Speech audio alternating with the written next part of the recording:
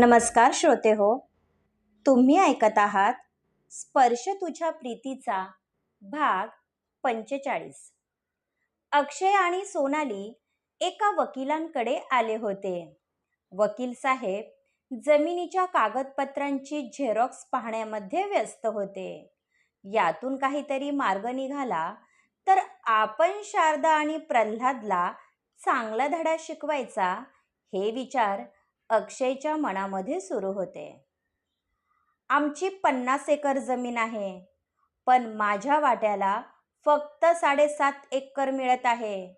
मला काहीही करून या जमिनीचा 1/4 हिस्सा हवा आहे. तुम्ही काहीतरी मार्ग काढा. आम्ही खूप आशेने आलो आहोत, अक्षय काकुळतीला येऊन म्हणत होता. ॲडव्होकेट मगर यांनी कागदपत्र खाली ठेवले व आपल्या डोळ्यांवरचा चष्मा काढून हातात घेतला. तुमचं काम होऊन जाईल. अशा कितीतरी केसेस मी चुटकीसरशी उडवल्या आहेत. आपल्याला तुमच्या फॅमिली विरुद्ध दावा दाखल करावा लागेल. त्यानंतर त्यांना काहीही करून तुमचा अधिकार द्यावा लागेल. पुढे जे काही करायचं आहे ते मी पाहून घेईन. तुम्ही अजिबात काळजी करू नका. ॲडव्होकेट मगर यांनी वकिलांसारखा सल्ला दिला, कारण स्वतः चालून आलेलं क्लायंट त्यांना जाऊ द्यायचं नव्हतं. त्यांचं बोलणं ऐकून अक्षयच्या जीवात जीव आला. पहिल्यांदा त्याला आशेचा किरण दिसत होता.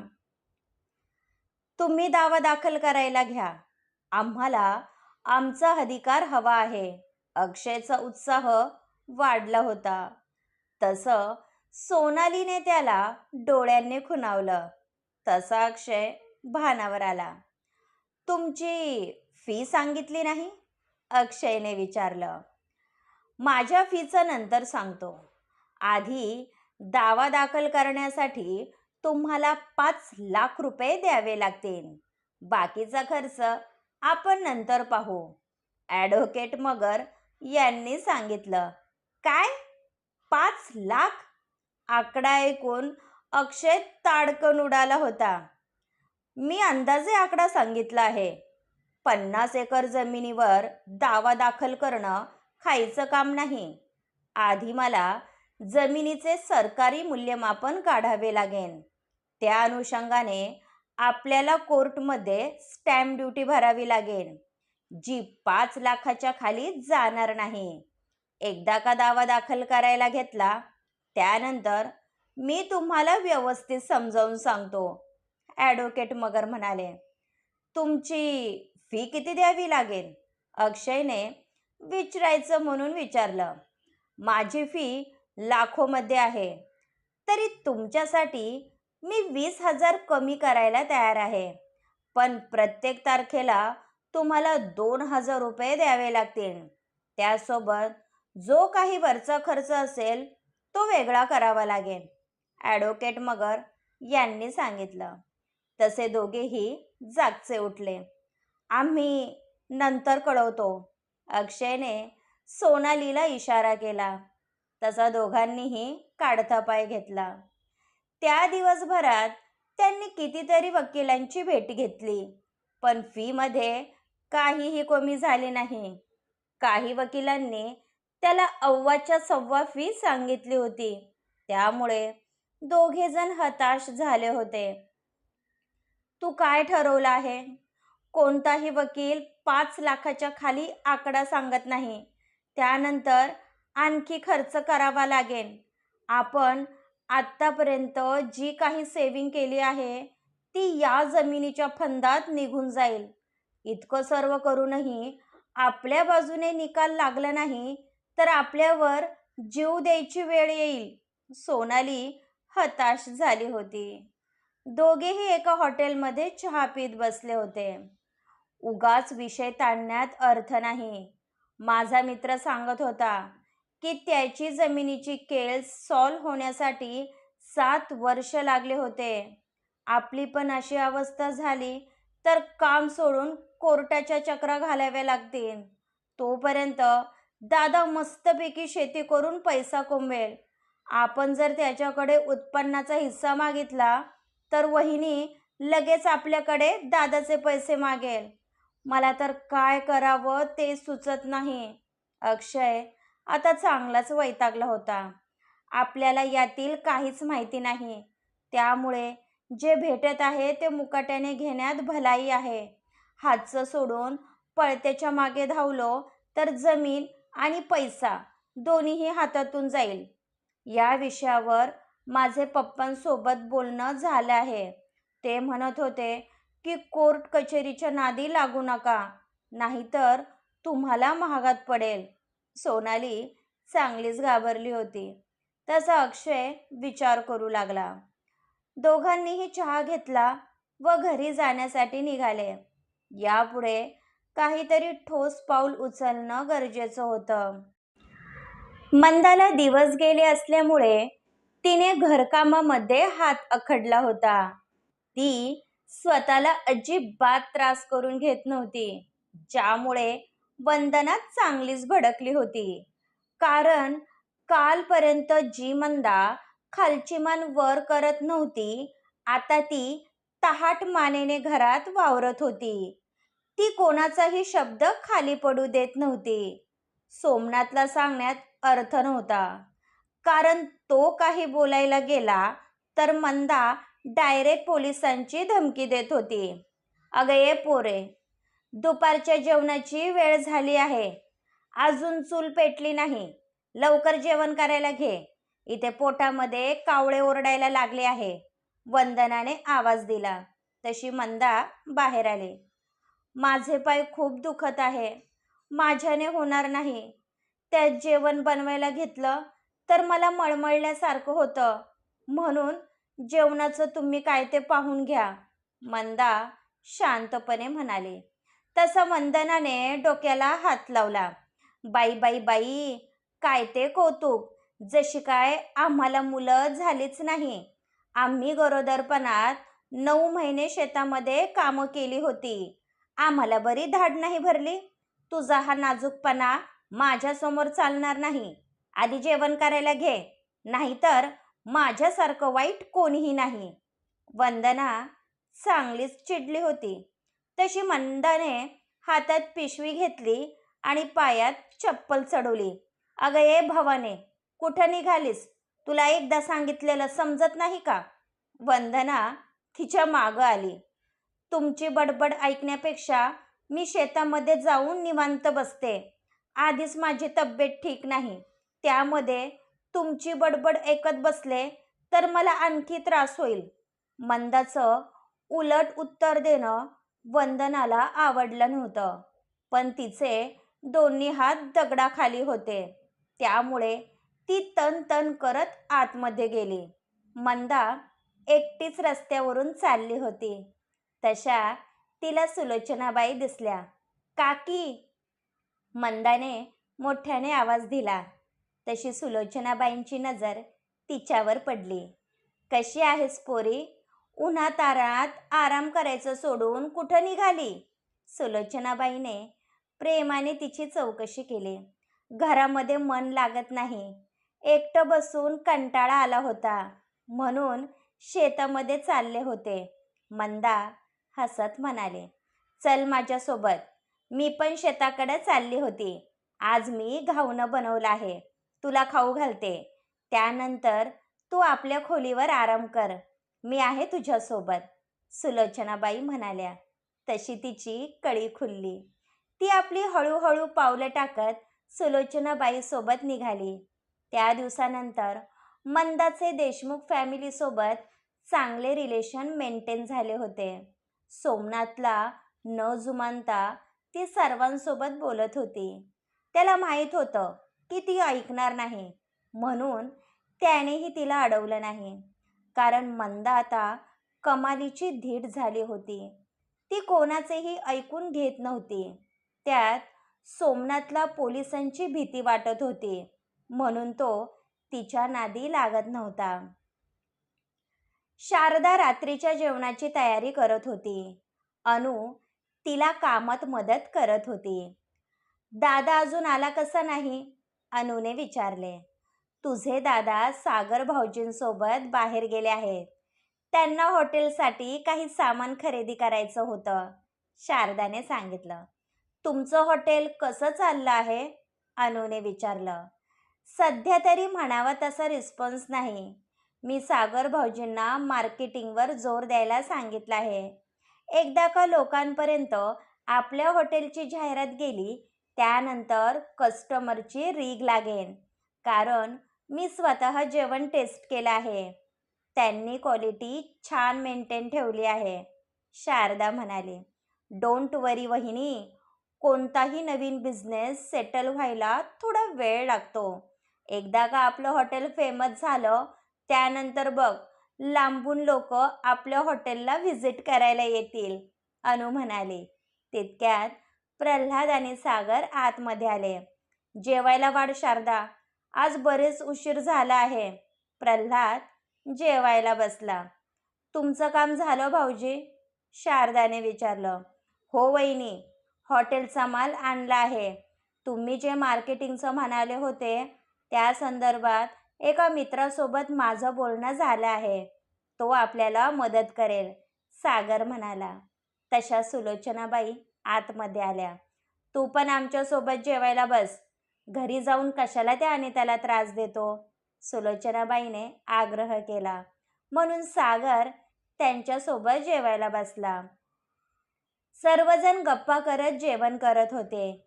तसे काही वेळाने अक्षय आणि सोनाली आतमध्ये आले. त्या दोघांना माहीत होतं की आपल्याला कोणीही विचारणार नाही, म्हणून दोघं बाहेरून जेवण करून आले होते. वहिनी, तुमच्यासोबत महत्त्वाचं बोलायचं होतं, अक्षयने विषय काढला. बोल ना, मी ऐकते. शारदा खाली मान घालून जेवत होते. त्या दिवशी वकील साहेब जे काही म्हणाले होते ते मला मान्य आहे. मी 7.5 एकर जमीन घेण्यासाठी तयार आहे, अक्षय म्हणाला. तशी शारदा गालातल्या गालात हसली. अक्षय माघार घेणार हे तिला माहीत होतं. तू योग्य तोच निर्णय घेतला आहे. कारण कोर्ट कचेरी पायी तू नाहक स्वतःचं नुकसान करून घेतलं असतं तरी तुझ्या हाती काहीच लागलं नसतं. मी पुढची प्रोसिजर करायला घेते. लवकरच आपण तुझ्या नावावर 7.5 एकरचं खरेदी खत करून टाकू, शारदा म्हणाली. दोघेही नवरा बायको निघून गेले. हे ऐकून प्रल्हादचा चेहरा पडला होता. तसं सागरने त्याच्या खांद्यावर थोपटून त्याला धीर दिला. ज्या गोष्टी होणार आहे त्याला कोणीही रोखू शकत नव्हते. त्यामुळे आता जे काही होणार आहे त्याला सामोरे जाण्यावाचून गत्यंतर नव्हते. शारदाने जमिनीची मोजणी करण्यासाठी अर्ज भरला होता. तेच करण्यासाठी सरकारी खात्यातील माणसं आली होती. त्यावेळी संपूर्ण देशमुख परिवार तिथेच उपस्थित होता. त्यासोबत गावातील काही जाणकार इसम हजर राहिली होती. हा सर्व प्रकार पाहून प्रल्हादचा जीव तीळ तीळ तुटत होता. कारण ज्या जमिनीमध्ये त्याने आपला प्राण ओतला होता त्याची हिस्सेवारी होणार होती. एक वेळ प्रल्हादला वाटलं की कोणीतरी त्याच्या शरीराचा अवयव त्याच्यापासून वेगळा करत आहे. नियमाप्रमाणे सर्वांचे वेगवेगळे हिस्से करण्यात आले. अक्षयच्या वाट्याला जी 7.5 एकर जमीन आली होती त्याला बांध घातला गेला. त्याच्या वाट्याला जी जमीन आली होती ती रस्त्याला लागून असल्यामुळे अगदी मोक्याच्या ठिकाणी होती. बऱ्याच वेळानंतर मोजणीचं काम झालं. त्यानंतर ती माणसं निघून गेली. यावेळी अक्षयच्या चेहऱ्यावर वेगळाच आनंद होता. त्याच्यासाठी 7.5 एकर पण काही कमी नव्हती. त्याचे पण लाखो रुपये मिळणार होते. नाहीतर असा तर त्याला 1 रुपयाही मिळाला नसता. जमिनीची मोजणी झाली आहे. उद्या त्याचे कागदपत्र मिळतील. मी जमिनीचे वाटणीपत्र करायला घेते. त्यानंतर रितसर खरेदी खत करून ही 7.5 एकर जमीन तुझ्या नावावर करण्यात येईल, शारदाने माहिती दिली. तसा तो सोनालीला घेऊन निघून गेला. शारदाने प्रल्हादच्या दिशेनं पाहिलं. हा प्रकार पाहून तो सुन्न झाला होता. सावरा स्वतःला. आज ना उद्या हे होणार होतं. शारदा त्याला धीर देत म्हणाली, सुनबाई बरोबर बोलत आहे. असं समज, जे काही होतं ते चांगल्यासाठी. पांडुरंग तुझ्या पाठीशी आहे. तो कधीच तुला निराश करणार नाही. सुलोचनाबाई त्याच्या डोक्यावरून हात फिरवत म्हणाल्या. या घटनेचा त्याला जो मानसिक त्रास झाला होता तो शब्दात सांगण्यासारखा नव्हता. एकदा का हे प्रकरण मिटलं त्यानंतर तो मोकळा श्वास घेणार होता. अक्षय आणि सोनाली पायीच घराच्या दिशेने निघाले होते. तितक्यात त्या दोघांची नजर समोरून येणाऱ्या सोमनाथवर गेली. तो नुकताच शेतामधून पायीच घरी चालला होता. अरे सोमनाथ, तुला किती मस्का लावायला लागतो. यावेळी आम्हाला तुझी गरज आहे. शेवटी अक्षयने त्याला बरोबर हेरलं. मी आधीच सांगितलं होतं, तुमच्या फॅमिली मॅटरमध्ये मला खेचू नका. सोमनाथ अजूनही चिडला होता. मी तुमच्या पाया पडते भाऊजी. यावेळी फक्त तुम्हीच आमची मदत करू शकता. आमच्यावर किती मोठा अन्याय झाला आहे याची तुम्हाला कल्पना नाही. सोनाली रडवेली होत म्हणाले. तसा तो हसायला लागला. आज जमिनीची मोजणी आली होती ना, पाहिलं मी. पण हे तर होणारच होतं. मला आधीपासून माहीत होतं की तुमच्या नावावर 7.5 एकर जमीन येणार आहे. पण आधी मला वाटलं होतं की तुमच्या घरचे प्रेमापोटी तुम्हाला थोडा जास्त हिस्सा देतील. पण तुम्ही तर आधीच घरामध्ये वाद घातले. त्यामुळे तुम्हाला 7.5 मध्ये समाधान मानावं लागत आहे. सोमनाथ म्हणाला. तू आम्हाला आधीच कल्पना दिली असती तर आम्ही सतर्क राहिलो असतो. आम्ही कोर्टामध्ये दावा दाखल करणार होतो. पण वकिलांची फी भरता भरता आम्ही भिकेला लागलो असतो. म्हणून तो विचार आम्ही बाजूला सारला. तू लवकरात लवकर जमिनीला एखादं गिऱ्हाईक बघ. मला ही जमीन विकायची आहे. कारण मी जास्त दिवस या घरामध्ये राहू शकत नाही. अक्षय म्हणाला. आधी मला वाटलं होतं की तुमच्या नावावर 25 एकर जमीन असेल, म्हणून मी इंटरेस्ट घेतला होता. आता या 7.5 एकरमध्ये मला काडीचाही फायदा होणार नाही. त्यामुळे मी पार्टीसोबत बोलत नसतो. आधीच तुमच्यामुळे पार्टीसोबत माझा बराच वाद झाला आहे. कारण त्यांना मी 25 एकर जमिनीचा शब्द दिला होता. आता कोणत्या तोंडाने मी त्यांच्यासमोर व्यवहार करायला बसू, तुम्हीच सांगा. सोमनाथने आपली अडचण सांगितली. तसं अक्षय आणि सोनाली विचारात पडले. आम्हाला यातली काहीच माहिती नाही. जमीन विकायची म्हटलं तर कोणीतरी एजंट हवा. नाहीतर तूच एखादा चांगला एजंट गाठून दे. पुढे काय करायचं ते आम्ही पाहून घेतो, सोनाली म्हणाली. तसा सोमनाथ विचारात पडला. 7.5 एकर जमीन त्याच्यासाठी कमी नव्हती. मनात आणलं तर यामधून सुद्धा तो चांगलं कमिशन मिळवू शकत होता. ठीक आहे, मी फक्त तुमच्यासाठी हा व्यवहार हाती घेतो. पण मला 1,00,000 रुपये कमिशन हवा आहे. मान्य असेल तर बोला, नाहीतर मी जातो. सोमनाथ अडून बसला होता. काय, 1,00,000 रुपये? आधीच आमचे खायचे वांदे झाले आहे. त्यात तुला 1,00,000 रुपये दिले तर आम्हाला काय मिळणार? ठेंगा. अक्षय वैतागत होता. तुम्हाला चांगली किंमत मिळवून द्यायची जबाबदारी माझी. मला 1,00,000 रुपये हवे. त्याशिवाय मी सौदा करणार नाही. सोमनाथ ऐकायला तयार नव्हता. यावेळी त्या दोघांजवळ दुसरा कोणताही पर्याय नव्हता. म्हणून अक्षयने होकार कळवला. तशी सोमनाथने हसतच घराकडची वाट धरली. बसल्या जागेवर त्याला जॅकपॉट लागला होता. त्याच्याजवळ अशा बऱ्याच पार्ट्या होत्या ज्या हसत ही जमीन विकत घ्यायला तयार झाल्या असत्या. ज्यामुळे त्याला दोन्ही पार्टीकडून कमिशन भेटणार होतं. त्याचा त्याला फायदा होणार होता. क्रमश. पुढील भाग ऐकण्यासाठी आमच्या चॅनलला सबस्क्राईब करा. धन्यवाद.